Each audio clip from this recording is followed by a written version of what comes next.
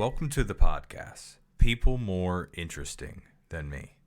I'm your host, Michael Strumsky, where every week I host a new guest with unique professions, personal adversity, or even maybe a strong opinion or two. And if you haven't hit the 5 stars review on Apple Podcasts, please hit it now before you forget. Running a podcast is a surprising amount of work, and more reviews converts into a wider range of future guests. This week, we're talking to Kloss. Kloss joined the Air Force after high school to escape his small town and ended up in Japan for his tour. We talk about what it was like overseas and what kind of perspective he gained and where he's at now. Enjoy. I don't know. Me, which is basically a normal, boring white person who I'm boring white person. Yeah. I've done all types of stuff. I lived in Japan for a couple years. So why did you move to Japan? I got stationed there. Okay. I lived in a shit small town, just shit little small town. You know, where are you from? Virginia. Where are you located? Virginia. Oh, Virginia. Yeah. So I was in upstate New York on the border of Canada. Okay. God, there's just nothing but trees there. And is that what? Were you stationed there for like the Navy or anything like that? Well, I was in the Air Force. When I was in Air Force, I grew up in that shit little small town, so I said, well, to get out of here, I guess I'll just join the Air Force. Because I had a fat friend that did it. Mm-hmm. And I was like, oh, dude, if he can do it, I can. So I could totally. He's fat and he's making it through. That's cake then. Yeah. Cakewalk. And then they said, yeah, you're going to Japan. I was like, oh, shit. All right. Well, fuck it. Send it. Let's go to Japan. And that was pretty wild, dude. They got some crazy shit over in Japan.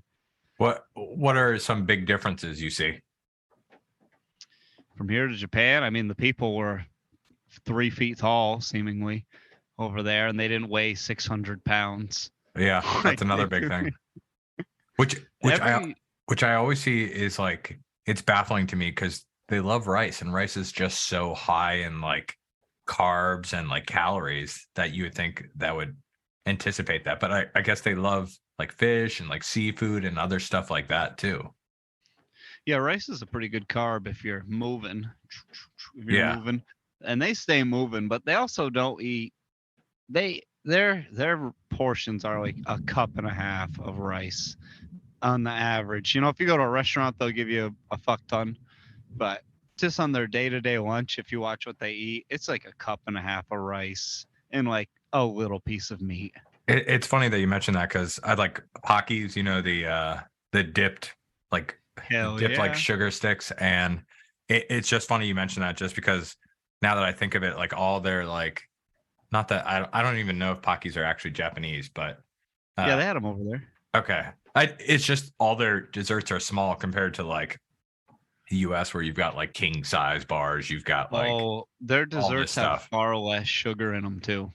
Yeah. Like they would have a dessert that literally was just like a piece of bread that was like that thick, about an inch thick, and it was just slightly sweetened.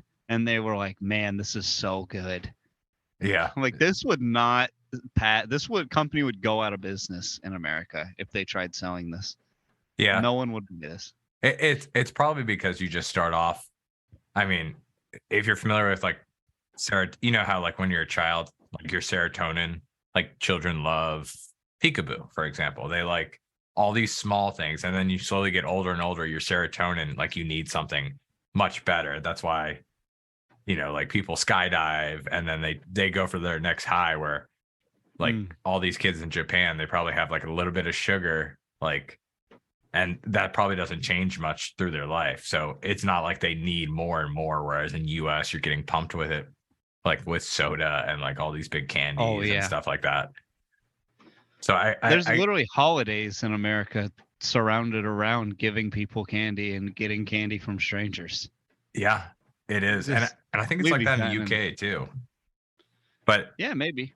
They at least like take some steps. Oh yeah, we're all about, well, I mean, in America, our laws are more controlled by lobbyists than anything, and then the sugar lobbyists are big sugar is not about to let that go to waste. They're like, hell no, dude. Freaking Halloween, we make $1 billion every year in one day. Which is kind of funny because I don't know the stats on this, but I know like the only real sugar that the U.S. has coming in is like sugar beets, which is like because I mean we don't produce sugar cane, we don't have the environment or anything like that, so they're pulling sugar cane in probably from all these other like high tropic areas, but then you've got farmers and like I don't even know where the sugar beet farms are, but basically it's just funny you get sugar from beets, like something that nobody like they might eat them in their salads on an off day, but they don't really it's not on the menu. It's just funny to me. And I think they get large subsidies just because they're such a niche crop with sugar in the US. And you're like, okay, that's surprising. But what are some other stuff that you notice, I guess? Dude, I was gonna say they did have some fire sodas. They had this one called melon soda. It was like nuclear waste green. And it was so good. It was so bubbly and good. That's where they get their sugar in right there, dude. I'm sure the melon soda was banging in sugar. Yeah, I have a coworker who introduced aloe, like an aloe drink to me. Like it's got little They had those over there. And I was little like pieces in there. Yeah, I was like, that's very interesting. Like, I wonder if that's like good for you, like on a health level, like reducing maybe what's that called? Inflammation or I don't know, some secondary health effect. They always say that. They're like, it reduces inflammation, but I'm like, where am I inflamed? Like, is that like when I have an injury or am I just regularly inflamed? I don't I think it's I think it is when you get injured, but you can also the thing is I'm pretty sure you can get inflamed from eating stuff like fried foods. That's the problem. Like if you eat the wrong stuff, it'll inflame you. And it's just like you're not meant to eat fried food or anything like that. And that's why your body gets inflamed. It's probably why, dude, I ate some Burger King the other day. I just gave in. I was watching Harold and Kumar go to White Castle, classic banger. And I just couldn't. I got like 3/4 of the way through and was like, I gotta go rip some fast food. And there's a Burger King like right down the street, which really is the bottom of the barrel fast food too. And I just binged on it. I got like 3 crap bacon burgers, ate them while watching Harold and Kumar, and I felt hungover the next day, dude. I felt disgusted. I've had those incidents before. And you're in New York. Are you back in New York? You said you're in Florida, right? I'm in Florida. Yeah, I'm originally from New York. I haven't lived there in a while, but okay. I'm in Tampa. What part of Florida? Oh, you're in Tampa? Yeah. Tampa's pretty nice. Are you actually Tampa, or are you St. Pete? No, I'm in a shit little town right outside of Tampa called Thanodasassa. But it's right on the I'm like steps away from it officially being Tampa. I'm like right on the little border edge. I've got a little bit of family in Tampa. No, I don't have Tampa. St. Pete, Brandon, if you're familiar with Brandon. Yeah, which is a little bit north, I think at least. It's to the east of Tampa. But any other? I mean, what about cultural differences? Depends on what city you go to, because some of the cities they were racist as hell, dude. Really? Oh my god, they would cross the street to the other side while you were walking. They would, if you like sat down on a train, they'd get up and move. Osaka, which actually probably was my favorite city, was definitely the most racist that I went to. People call it like the dirty city of Japan, but it's literally because they have like a little bit of trash out at night before they come and clean it up. It's just like dirty compared to the other cities. It's cleaner than every American city. Cleaner than New York City? Oh yeah. It's cleaner than every American city for the most part. Any major one anyway. Yeah. And, no, it makes sense. That's where they were the most racist, but I like that city because Tokyo was like all corporatized. A lot of Japan suffers from like kind of what it is here, where a lot of stuff's corporatized. And Osaka, they're right next to Kyoto. I'm not sure if you're familiar with that. Google image it. It's a preserved 1800s like town. It's sick, dude. They've got like samurai stuff there, like I guess they call them just castles, the samurai castles. They do reenactments, and those guys were like actually beating the shit out of each other with wooden samurai swords too. But I didn't stay too long for those. But So what do you miss most about it? man, probably just how clean it was. Honestly, it was so clean there compared to like people just clean up after themselves. In America, people just trash the place everywhere they go. They're just trashing the place. People come, you invite people over to your house and they leave trash out. I'm like, what the hell? This would not fly in Japan, dude. Yeah. What there's like a premise that's called like broken window or something syndrome. Like you Yeah, see a broken window in a yeah, neighborhood, then it just goes downhill from there. yeah, Like people just throw trash or like, oh, it's already got a broken window, so I don't need to worry about it. What's one piece of trash or what's me putting my garbage in the can gonna change about this neighborhood? yeah, And just like you said, I think the US kind of has that vibe on a country level. But yeah. yeah. Literally. Like, Well, oh my I god. wonder if like the Japanese, like it's kind of like that. Oh, that's the dirty person of the neighborhood. If like they don't get the stuff in their cans or like I don't know, they don't clean up their yard, stuff like that. That just like Osaka, they get treated like the dirty neighbor. You know what I Yeah. mean? Where Oh they have yeah. like a social Yeah. pressure on that person. It's like the Um, dirty neighborhood. so are I guess you got restationed to Tampa? No, no, I'm out of the service now. That's why I Oh, have okay. this sweet beard, dude. Ooh, hard to see behind the mic, but no, I just did the 4 years, got out, so I could move out of my shithole little town. And when I got there, I went in. I kind of just joined on a whim anyway, because I was like, man, I'm sick of this small town. So I went to a recruiter, and he was like, if you come in open mechanical, I can have you out of here in 3 weeks. I was like, all right, sounds good to me. I didn't even think about what that meant. And I go to basic, and everyone that's open mechanical is like, oh, yeah, they'll probably, I'm hoping to work on an airplane. I'm hoping to work on a jet. I want to work on helicopters. And I'm like, oh, man, no, I don't want to do that at all. That sounds horrible. Yeah. And then I get to the room where they tell you what your job is, and they go, all right, you're going to be a plumber. Oh, all right, fuck it, I'll go with that. That sounds fine to me. So I learned a little bit of plumbing, but every time that we'd have like a pump that needed the electricians would come by, hit like one switch, undo 3 screws, redo those 3 screws with like put the wire in a new thing, and they'd be done.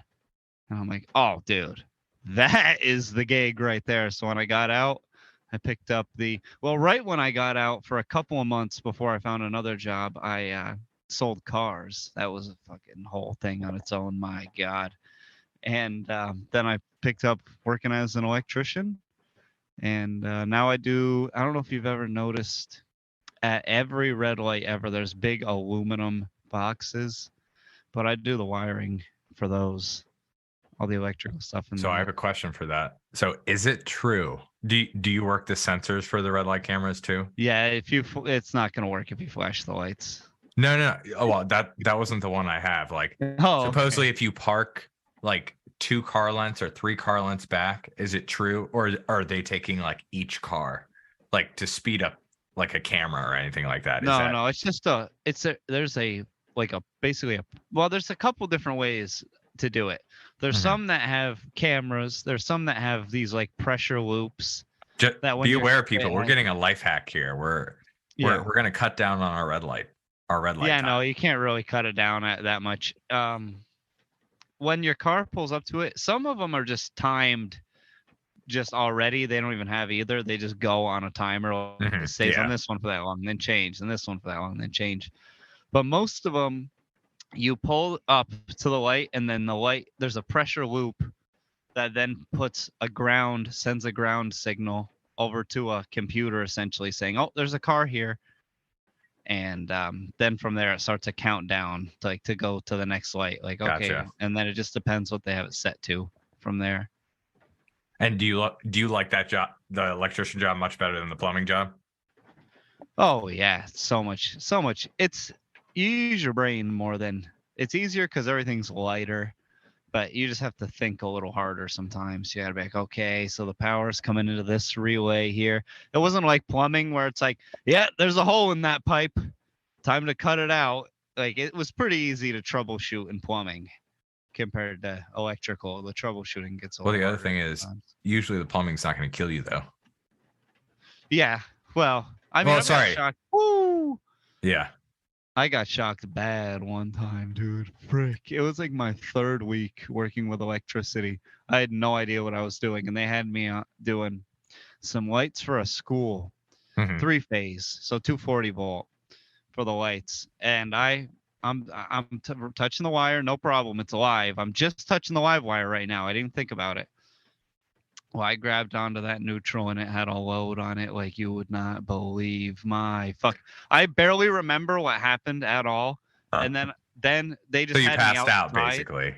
Pretty Did you much. They pass? had me Okay. out. They had me outside. I was just I guess, and they had me outside just on the ground and I was still just shaking, like seizing up. And my boss was like, "Yeah, take tomorrow off." And literally, I was just waking up like in cold sweats through the night, still just shaking, like, oh no. And I thought I was never gonna go back to normal. I thought I was permanently just rickety, because there was a guy I worked with who was permanently rickety, but it turns out that was because he was a meth head, and he was just always on meth. He was always on meth at work. That So explains it.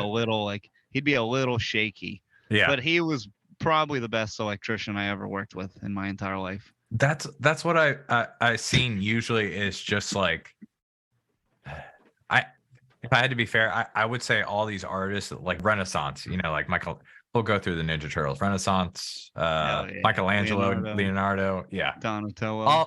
I bet you all those guys were like that. Like they were probably like the worst, I don't know, whatever the drugs were back then. Something probably I much think more they were dangerous. more. I think those guys were sex fiends Okay. more than anything. I Good believe for Da them. Vinci especially. He was like super into like orgies and like different things. Like I think he was bisexual. Like he was down for whatever. Yeah. I don't know if he was just kind of doing experiments on himself that way because he like documented everything about it, but I think he was more of a sex fiend. One of them was an alcoholic. I think it was Raphael. But those people who have all the good vices, they're usually Yeah. very talented. They're very Hell yeah. specialized in like one niche. Like they're very good at it, but they don't care about it at all, or they're tortured by it. You know what I mean? Like I don't want to do this, but they're very good. There's also people who just sacrifice themselves to the craft and are stone sobered and they're like, we'll just outwork. It's usually like they're more consistent, but they don't have that natural finesse of a meth head. Like a guy Yeah. that's just going to show up for 8 hours and be like, that's all you're getting from me. And then I'm going and blasting off. Compared to a guy that's like, I will do as much work as I can before I'm literally too exhausted to, but you get Yeah. those too.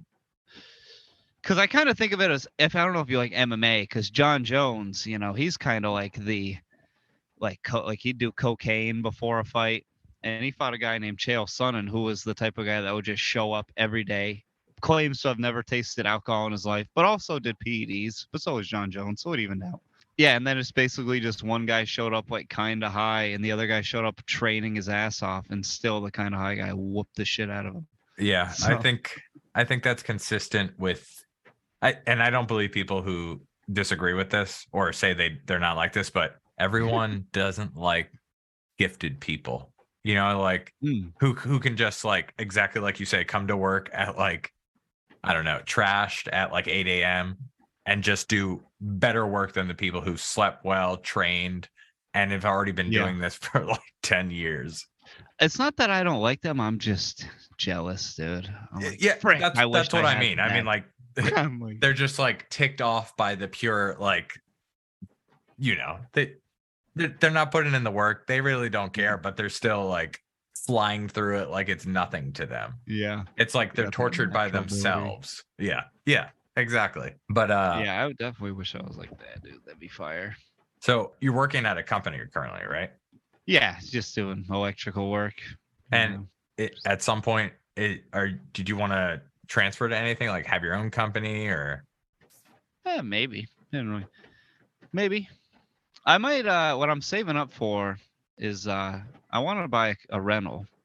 And then if Mhm. I got after you get the first one, after a couple of years, take out an equity line, a credit loan on it, get a second one, and then maybe after like 10 years, maybe I'd have like 6 of them or so, 6. And then at that point, I'd have my own stuff to work on as well. So So that might be a good look. there's a guy I interviewed maybe like 2 months ago, and he actually lives in Plant City. Does Oh that sound shit, yeah, familiar? that's like right there. Yeah, that's like 20 He miles away. uh he flips, or he buys trailers, and he basically has bought, I think he's at like 50 or 60. So he'll buy the trailers. He actually started off, he got one with friends when he was in college, and they were paying him rent. Then this is 2008 when the huge housing Hmm. crisis. So he took a loss on that, had to sell it. But then he was like hooked. So he started trying to buy these like trailers, and then he kept on buying them and doing like small things to update them. And now he's got like 50 that he rents out to people. I Like, would I need love to to. have a I whole would. fleet of trailers. I need all the Well, trailers. well, you I should would you love should to look rent him some up. trailers. You should look him up because he does like, I definitely will, dude. I'll get his name from you afterwards. I'll hit him yeah, up no and be like, problem. dude, But that, dude.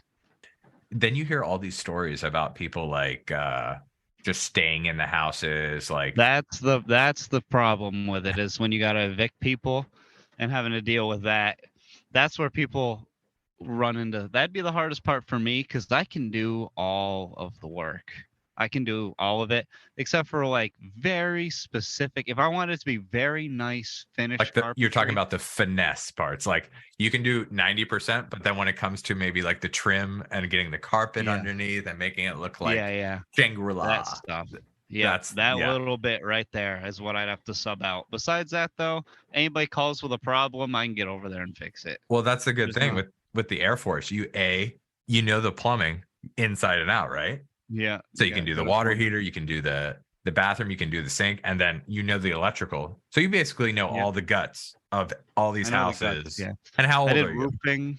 How old are I'm you? 26 now. See, 26. you are in the perfect position right now. Can I tell you that? Just because Sure, send in it. my field, like if you know all that, and I assume, like I'm just gonna guess, but you have some stuff you do not at work or not during the army that you like 3D printing or something more hands-on, right? Uh, Like what do you mean? carpentry or like something with Oh wood. yeah, You know I what I did. mean? I did carpentry. My grandfather was a master carpenter. I did a bunch of stuff with him. I was a roofer for one summer. I did that, so I And can do a and little let me bit of it. guess, you've had jobs where you had to sit at a desk and you hated it. That yeah, when I was a car salesman for 3 months, I was like, oh, I'm gonna go nuts doing this. I'm And gonna how go was it? and Sorry, keep a going. little bit of it, a little bit of hating car sales is to do your best. You have to rip people off. You have to rip them off. And then I ripped off this one lady so bad, this like 45-year-old lady on a Palisade, so bad. And I like went home that day and was like, man, I've just made $1,700 today, and I feel sick. I feel sick. Yeah. So at least with trades, I'm like, all right, dude, this is good. You're doing a good thing here, dude. People are happy, are thrilled when you get the power back on. We're doing good work here. We're not ripping nobody off. So You know. I don't know if I misheard you, but I definitely think you won't be able to rent houses just for you already said it already. I think you could flip houses very easily. Like you look through it, you add, like I said, the plumbing, the electrical. I mean, you probably could do recessed lighting in your sleep, Yeah, right? I think that's easy. Yeah. Everybody loves recessed lighting. Everybody loves adding another bathroom. And I mean, you could probably do that, what, in like maybe 2 weeks if you had the materials, maybe less. But Yeah. Yeah. like I said, with a finesse, You know. you're in the perfect spot right now. Obviously, you're loving electrician, but I think you got a great idea if you want to start flipping stuff. Um, Yeah. Maybe I could flip one or two. I just think renting them out would be so easy because you just rent it as long as you don't get a shit tier can in person. But I think in Tampa, it could be hit or miss on that. You might find a good one, might find a shit one. But Yeah. I feel I like you mean, find a nice Dominican guy who moved over here. He'll live in that thing for like 5 years, pay it off, because he's not going to save his money to get a down payment. yeah, that's probably true. But maybe we'll see. Maybe I'll try to rent it out, wholeheartedly regret it, and just sell it immediately and be like, all right, use this. What we scraped up, we're flipping the next one. Maybe that's how it'll go. I'm gonna call the Yeah. trailer guy though, dude. Maybe trailers is my Yeah. I my mean, way, you dude. could I even kind of put your foot it in the kind of water that speaks. way. Trailers speak to my soul a little bit. I think it's the white trash to my core that when I just like see a trailer or something, I'm like, oh yeah. Like on, I don't know if you watched Ozark. Did you watch that show? Yeah. It's a good They show. had that little compound where they each had like their own trailer and a half circle. Yeah. I'm like, that would be so sick to Yeah. have to They be in definitely that type of. romanticized that. That was the best part. Especially, I mean, you know what really made those in Ozark was the fact that they had a chair on top of the trailer. Hell yeah. Because that's something you don't have. I mean, you could have that with, those widow's peaks like they have on top Yeah, of yeah. houses sometimes, but you never see anybody out there. That's the thing. Yeah. It's just like you see these huge houses and then this is different for you because you live in Florida. But where I'm from, people have pools, but the big houses, pool, and they're never in them. But Yeah. I obviously that's completely different probably in Florida. Yeah, they be using the pools. You have to be in the pools. Yeah. It's like They a be using the requirement. pools there. Yeah, up north, more up north, they people never use their pools ever. It's insane. Yeah, it is They just insane. pay out the ass in chemicals and Yeah, never yeah, use them. exactly. So just one last question to wrap everything up. So, and you can take your time to think about the answer. This is one I ask all the end of the guests, right? Oh, all right. What is something that your parents did that you'd like to pass on to a next generation? You don't have to have kids, but something when you're gone that you hoped you passed on to the next generation. And what's something that you want to do differently with the next generation? Oh yeah, dude, I already got these down packed. So my father, he was the first one to start this one. Ingrained, I think, the super strong financial responsibility Mhm. into me that even at a young age, literally at like 15, 14 years old, I was like, all right, so we got to start saving up for retirement. Like we got to be on this one. We cannot be wasting our money. So on you had a dumb shit. 401k at like 15? I started my mutual fund when I turned 18. That's when I awesome. could legally start it. I love when people do that. Yeah. But that's coming. I didn't do it. It's just one thing I wish sorry to interrupt you. I Yeah. just like that. I love that. No, I love it. Like that one. And because he didn't know about like investing and stuff. So his father was not good with his money. So he's like, all right, don't want to be poor. I'm just gonna hoard my money. So he would just keep as much of it as he could and not waste it. And then he had a thing with his job. He worked for the state called deferred comp, which was like basically their 401k, and he had some money in that. But I took that and then learned a ton about like long-term investing, dollar cost averaging, things like that. That's something that I would definitely instill. Like I worked crap jobs when I was in high school. I wish my dad would have been like, "Oh, dude, we're just gonna take like $50 off of this and put it in a mutual fund. Don't worry, I already opened it up because I couldn't open them in my name by then." But he didn't really know about stuff like that. So I would love to pass that on. That'd be banger. That'd be a banger, dude. Because if you start working at, well, I started working at like 11. It depends what you count as working. Because when I was like 11, I would go around picking up cans on the side of the road, and I held my own raffle to sell candy I got from a parade. But if you count actual jobs, I started working at 13. And if I would have put away just a few $100 a month from there to when I graduated, I'd have had like 30 grand in a mutual fund, just chilling. Yeah, and then like 30 years, that's like you're set. You don't really need. Or to at worry least about you got 30 grand just to start life with at that point.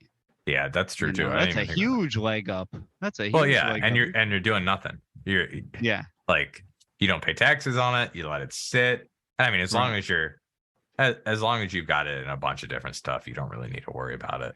I mean, unless if something happens, it's You got The, bigger. You got more issues. yeah, Than the that. way that I would spread it out, because you mostly just put it in like the S&P 500, which is Fortune 500 companies. If that crashes and the government doesn't bail them out, then literally the world's on fire. I feel like at that point.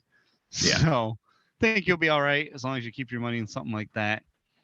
As long as regular society as we know it is upheld, I think we'll be good. Yeah. And but then for the second half, dude, one thing I'd want to get rid of is for generations comes from my mom's side, but a little bit on my dad's side. My dad's not this way. They cannot throw away shit. Dude, they can't do it. They can't do it. You go to some of my aunts and uncles' houses and it's just packed with shit that is literally just could be thrown away. And I have it a little bit in me. I force it not to happen. Like I force myself to throw stuff away, but I'll like empty like a jar, and I'm like, this is a glass jar, and I have to be like, put it in the fucking recycling bin right now, dude. Get rid of that right now. It's, You do not need to keep a jar. so my Just parents are junk just like that, and the way I mean, I'm exactly like you in that respect. Like I'll do a clean out every like 2 weeks. I'm going to Goodwill, dropping off stuff that I might have bought, and I'm like, I'm not going to use this again. But the way I think of it for them, if you imagine like back then, they don't have Amazon. They have like, my parents both had 6 brothers and sisters. I don't know if your parents had a lot of brothers and sisters. Yeah, my but dad had 9, my mom had 7. But you can imagine this. They have so many brothers and sisters. So A, they probably got a lot of hand-me-downs. B, they probably didn't have much. Like my parents, Yeah. because you have to, I mean, you got 6. Imagine having 6 or 7 brothers, sisters nowadays. Nuts, dude. And then the other thing is Amazon. Like nowadays we can get whatever we want. Like there's so much product out there, but back then it was like, if you wanted something, A, you couldn't research it at all. You didn't have the internet. B, like, I'm sorry, I keep on listening to A and B, but you had to go somewhere to get an item. Like it was a thing to get an item. Nowadays, like to get an item, it's just nothing. You've lost like the whimsical. It's like getting a letter, Right. but we get emails now, you know? Yeah, that's true. And I have to try to gain perspective from them, but somehow not have those items. Yeah. That's the worst part. But yeah, that's the podcast, sir. Hell yeah. Thank you very much for being on. Dude. If you like this week's episode of People More Interesting Than Me, please follow me on Apple Podcasts so you won't miss out on more episodes like these.